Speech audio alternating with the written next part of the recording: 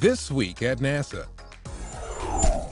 The ignition sequence had started, but there was a cutoff. The scheduled May 19th launch of the SpaceX Falcon 9 rocket and Dragon spacecraft on the first commercial venture to the International Space Station was aborted with T-minus 0.5 seconds left in the countdown.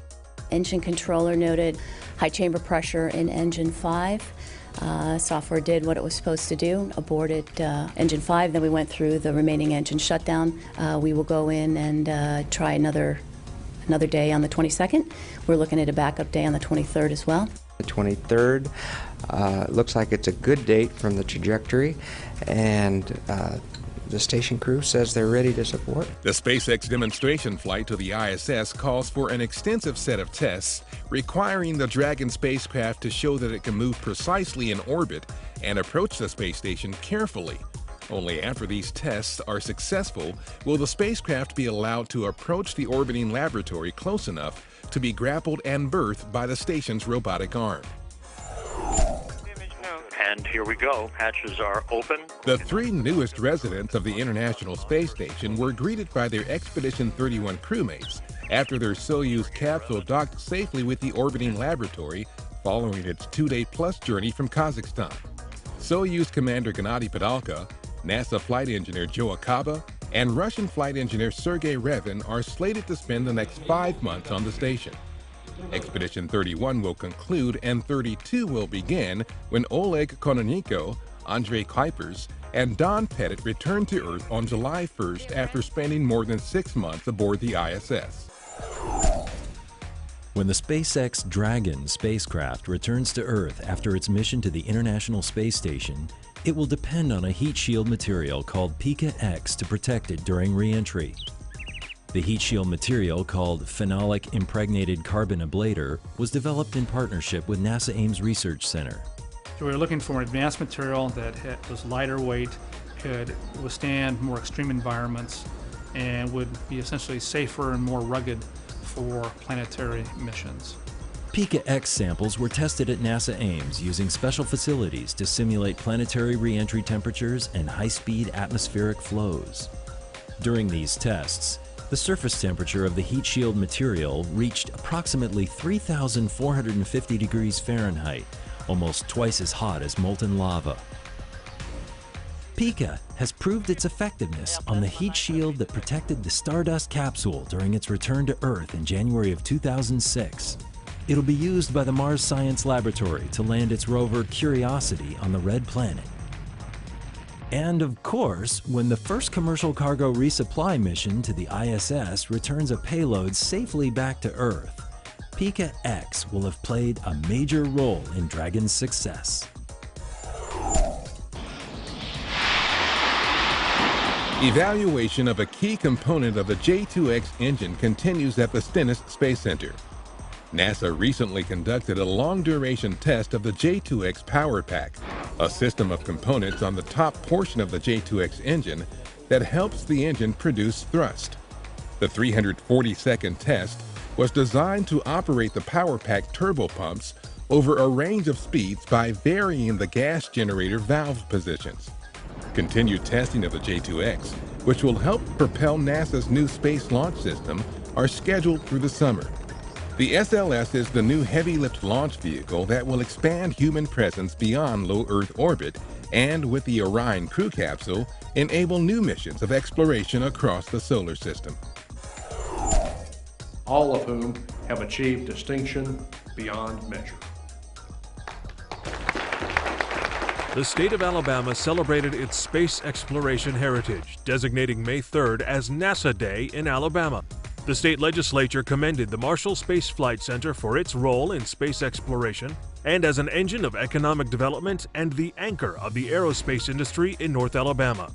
I salute Marshall and NASA. When we look at the economic impact that they have on our state, it's unprecedented. And they are right there with us as Alabamians. Marshall has an estimated $2.9 billion economic impact on the region. Its nearly 6,000 government and contractor personnel, 90% of whom are college educated, make NASA the third largest employer in Huntsville. For more than a half a century, we have embodied the values of determination, achievement, and a thirst for knowledge that made this nation great. We are still a symbol of this nation's greatness and promise. Marshall, the center that developed the Saturn V moon rocket in the 1960s, is now working on the Space Launch System, a long-range rocket designed to take us beyond Earth orbit. NASA astronaut T.J. Creamer, who lived and worked on the International Space Station, spoke to groups of local students visiting the state capitol. We want to be able to extend the humanity and go farther and learn more about Earth, learn more about the sciences, to be able to make tomorrow better. NASA is a national treasure. It truly is a national treasure. And we're just so proud to share in that and what we're able to develop in North Alabama with the great state of Alabama. Thrill seekers had a blast learning about space during Education Day at Kings Dominion. Students and teachers applied the math and science they've used this school year to fun, problem-solving activities at the theme park. The Langley Research Center had interactive exhibits where park goers could learn how astronauts live and work in space, win prizes by answering NASA technology-related questions, and playing the NASA Spin the Wheel game. They also explored how riding a roller coaster produces G-forces just as a spacecraft does when it launches into space. There were also exhibits highlighting NASA aeronautics missions and displays from the Science Museum of Virginia. Solar Ray, let's get some energy in there. Sounder, let's make some noise. What are we feeling? We gotta get something going now. Nearly 100 students converged on Wallops Flight Facility recently for the annual Inspire the Next Generation Day. Well, what we're doing here today is we're actually doing Inspire the Next Generation, where we have parents that work here at Wallops bringing their students in to try out a few things that we actually do here. We're a polar orbit, sun synchronous with the sun, so that our solar array is always pointing towards the sun. Once we get done coloring and designing our rockets, we're gonna prep them for flight. It's fun. Like, I get to go with my mom and build kites and build solar-powered cars. It's really, really fun. I've had a good time. I'm hoping to be a civil engineer when I get older, so it's really fun. The young explorers learned about science, technology, engineering, and math, or STEM careers they could pursue with NASA, the Navy, the Coast Guard, NOAA, Fish and Wildlife, and the Marine Science Consortium.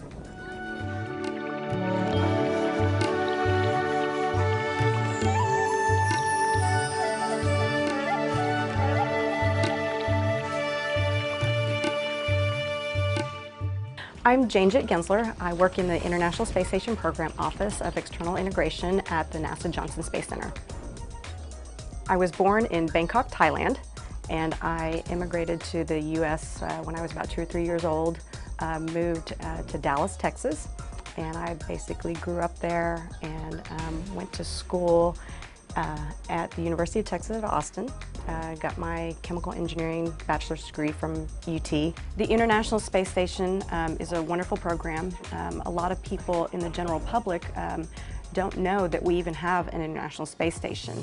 So from that standpoint, our office does a lot of external communications, and we get out there, we do a lot of public outreach, making sure that the public is aware of all the benefits that ISS, has provided and is able to offer. We want to make sure that everybody knows that it's a manned station. We've been manned for over 10 years. We're up there 7 days a week, 24 hours a day, 365 days a year, and we've provided great benefits to humankind, and we're still doing that with all the utilization that we're currently ramping up.